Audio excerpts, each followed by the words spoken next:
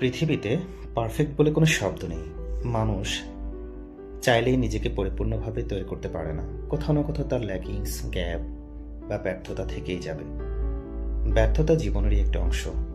আপনি কোন বিষয়গুলোতে সফল হতে চান, আপনি সেই বিষয়গুলোতে মনোযোগ দিন, বা কোন বিষয়গুলোতে আপনি নিজের মধ্যে পরিবর্তন আনতে চান, সেই বিষয়গুলো নিয়ে আপনি অন্যকে অনুকরণ করুন। কোনো মানুষই কিন্তু পরিপূর্ণভাবে শুদ্ধ নয়। আপনি যদি মনে করেন যে অমুক মানুষটাকে আমি ফলো করি, ঠিক সেই মানুষটা মনে হয় পরিপূর্ণ শুদ্ধ, আসলে তা কিন্তু নয়। আপনি তার সাথে ঘনিষ্ঠভাবে মিশে দেখেন, অথবা তার সাথে গল্প করে দেখেন, তার বন্ধু হয়ে যান, দেখবেন তার কাছে অনেক ল্যাকিংস আছে, তারও দুঃখ আছে, হতাশা আছে, অপ্রাপ্তি আছে। তাই আপনি মনে করবেন না যে পৃথিবীতে কোনো মানুষ পরিপূর্ণভাবে সুখী বা পরিপূর্ণভাবে পারফেক্ট মানুষ। আসলে পারফেক্ট বলে পৃথিবীতে কোনো শব্দ নেই।